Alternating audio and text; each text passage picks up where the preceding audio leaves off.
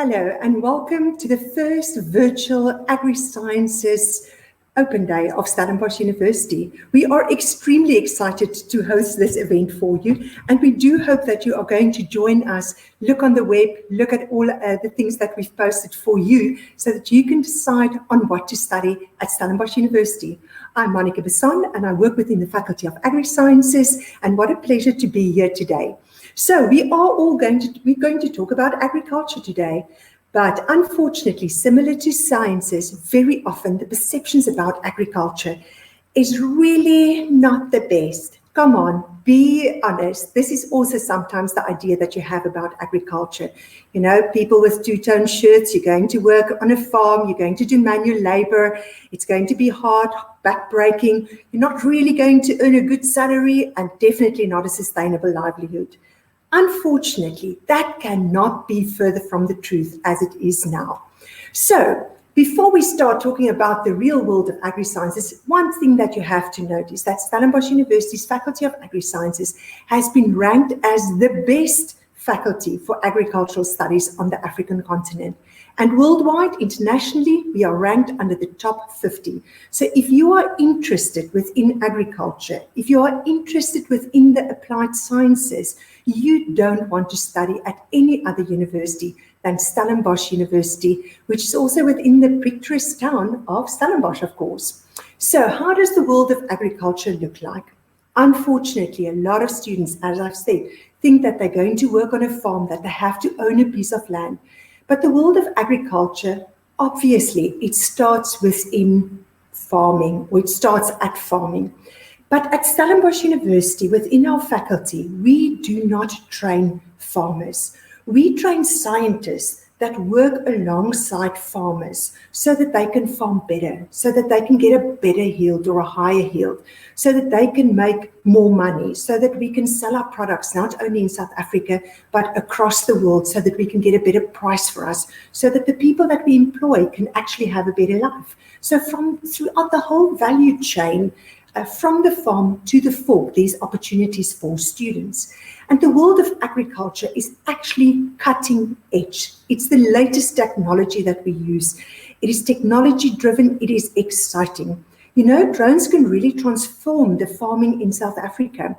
If you think of nowadays, drones are used in very big orchards where they try to determine which trees are under strain, where there's perhaps a pest. So they don't spray the whole orchard, they actually pinpoint the trees that are having stress. In sugarcane fields, they can spray more precise, they can get closer to it. The terrain where sugarcane is planted looks quite different than maize and wheat.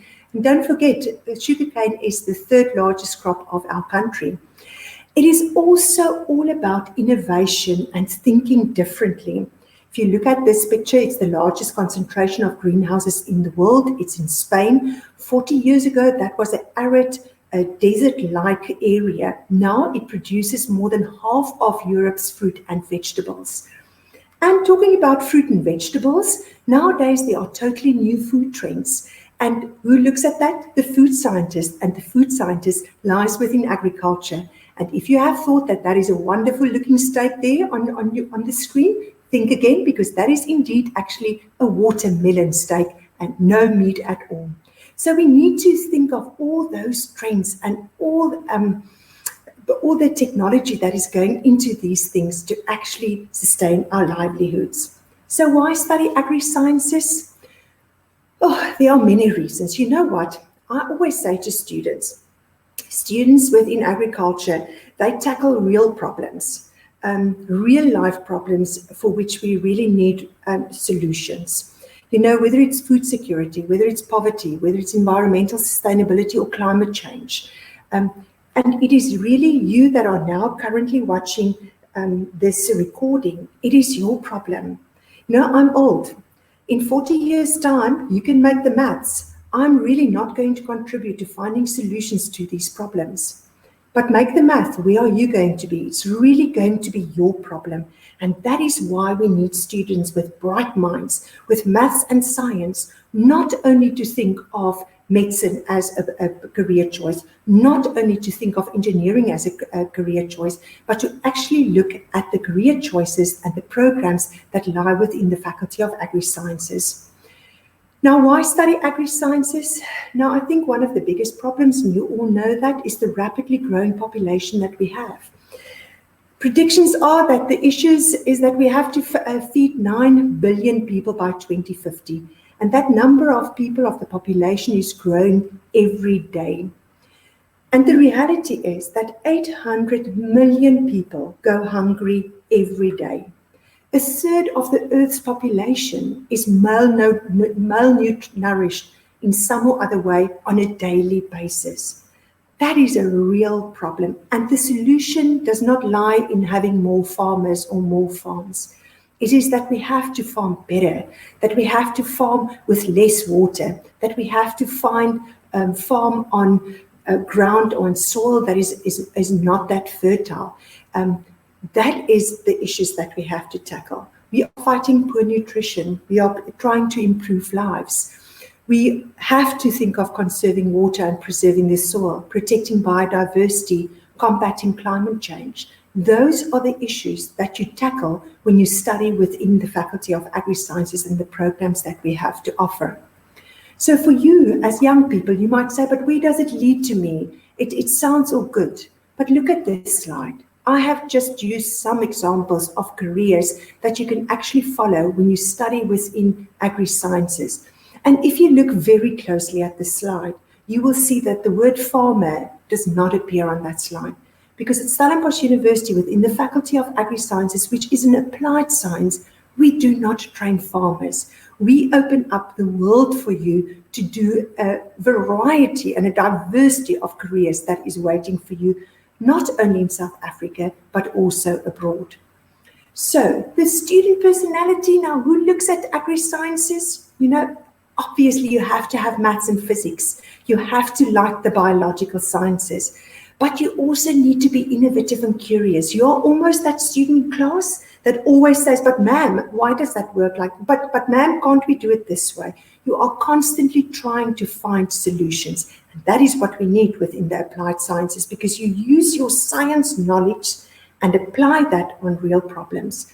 You need to be a problem solver. You need to be patient, because answers do not come rapidly within the applied sciences. You need to be analytical, accurate. You have to have the ability to work systematically. And then the wonder is yes, you can be the lab rat. You can work in the laboratory if that suits your personality. But you can also be outdoors. You can also do field work. You can work independently on your own, or you can work within teams. So if you have a love for the biological sciences, if you've got maths and science, you have to dig deeper and you have to look at the videos that we've uploaded on agri-sciences.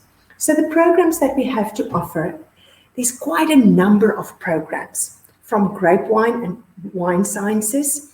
It used to be called viticulture and oenology. We've got conservation ecology, forestry and wood sciences, plant and soil sciences, animal sciences, agricultural economics, and food science. And once again, throughout the whole value chain, from the farm to the fork, there is possibilities. And that is the beauty about agri-sciences. You know what? With all respect to the lawyers, but if you study law, you become a lawyer. You know, if you study accountancy, you become an accountant. And most probably your choice is which firm you are going to work within accountancy, but you become an accountant. Let me use an example. If you go and study grapevine and wine sciences, you know what?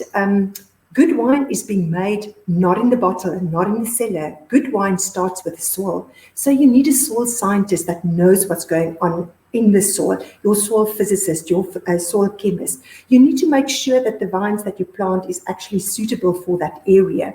You need to make sure that it gets the right amount of water and fertilizer. You must make sure that it's free of pests and diseases, and that's where plant pathology comes in.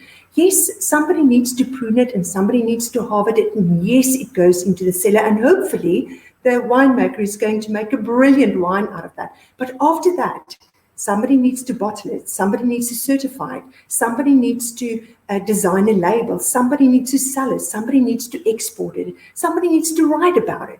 And that is the magic about agri-sciences. You are not trained for one specific job. Depending on your personality, your characteristics, what you want out of life, there is over a wide variety and a wide spectrum, these possibilities of where you can be involved with. And even with grape wine sciences, you don't have to go and make the wine. You can work on table grapes. Is that what you want to do? Another beauty about AgriSciences is that you will never only learn about one thing. The disciplines that we offer, and we've got 11 departments within the faculties, you will never only learn about one thing. Yes, animal sciences might be your major, but you know what? Animal sciences, the animals have to feed and they have to eat. So you need to know something about that as well, and that's where agricultural agronomy comes in. What you do with those animals, it has to make financial sense. You know, you can't farm with a loss. So agricultural economics comes in. Across the field, there are so many opportunities because you do not only learn about one thing. So when you look at that slide, you might think, but oh my goodness me, I don't know where to start. What is it? So within AgriSciences, we make it very easy for you, and it's really like a triangular. When you start at university, it's a BSc Agri in, say, plant and soil sciences, or a BSc Agri or a BSc in food sciences or conservation ecology that you study. But your first year, the modules, and that is your subjects that you study, is biology, it's chemistry, it's mathematics, bio, it's physics, bio. And the only reason why it says bio, it's because it's physics for the biology stream, biological stream. Sorry for that. We know that you're not going to become a nuclear physicist. We know that you're not going to become a laser physicist. So you don't have to have the most difficult physics as part of your program, but you still need physics for the biological stream. You also have a bit of computer skills, and only in the second half of the year, you take a subject specifically that is linked to the program that you're going to do. So if you study a BSc in food sciences, you will do a food science module. If you're going to study plant and soil sciences, you will do crop production. So you start off, your feet are angled within the sciences. And as you go forward in your second, third, and your fourth year, then you decide the combinations within certain parameters, what you take. So you don't have to worry right now exactly what you're going to do. So faculty information, which is quite important, and that is for you that is sitting here as the minimum requirements. Now, very important. The university reserves the right to change the minimum requirements at any given time without even notifying you. So please, especially if you are currently in grade 11, don't only work to meet the minimum requirements, because these can change. Also, the programs are selection programs. And that means that not everybody that meets the requirements are necessarily going to get a place within the university. So you must really get the best possible marks that you can. But you cannot study within the Faculty of AgriSciences without mathematics and physics.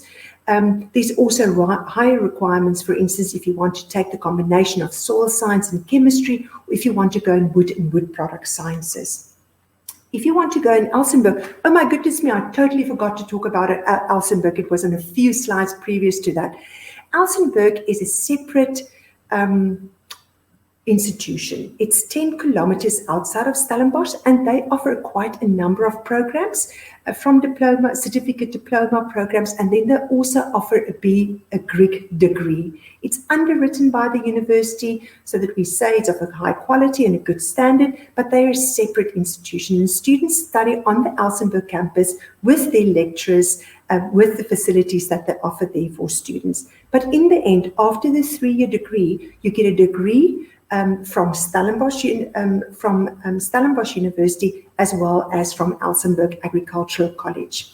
But because it's a college, they've got slightly different minimum requirements. You would be able to get in with mathematics and mathematical literacy, and then you either need physical sciences or life sciences or agricultural sciences.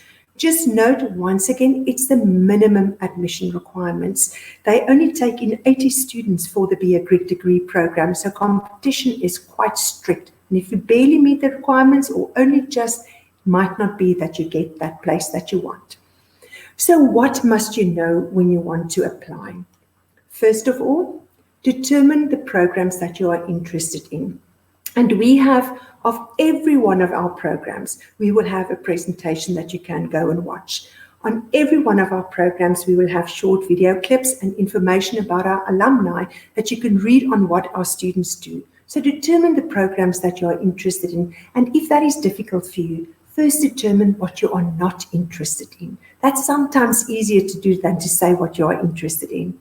If you're in grade 11, work really hard, because when you apply during your matric year, but you apply with your grade 11 results, and you get provisional acceptance based on grade 11 results. Grade 12 doesn't make it less important, because obviously your final acceptance will be based on your final results. And if you are currently in grade 12, our applications have opened on the 6th of April. You can get that in. But also please apply for bursaries and loans, because university studies is quite costly, and our bursary applications open the 3rd of May. So that's the end. Very short and sweet. But if you need advice, I think that's the most important thing. Please do ask for help. We've got the Client Services Center that you can phone or that you can email, but also here within the Faculty of AgriSciences, we're a small faculty, so we really like to help parents and students alike. So if you've got questions or queries, you are more than welcome either to phone us or to give us an email, or if you're on campus some other time and you would like to drop by and COVID regulations allow us to do that, then please, if you would like to have a campus visit, you're more than welcome to do that. From my side, that is all. Have a wonderful further open day at Stellenbosch University. Thank you.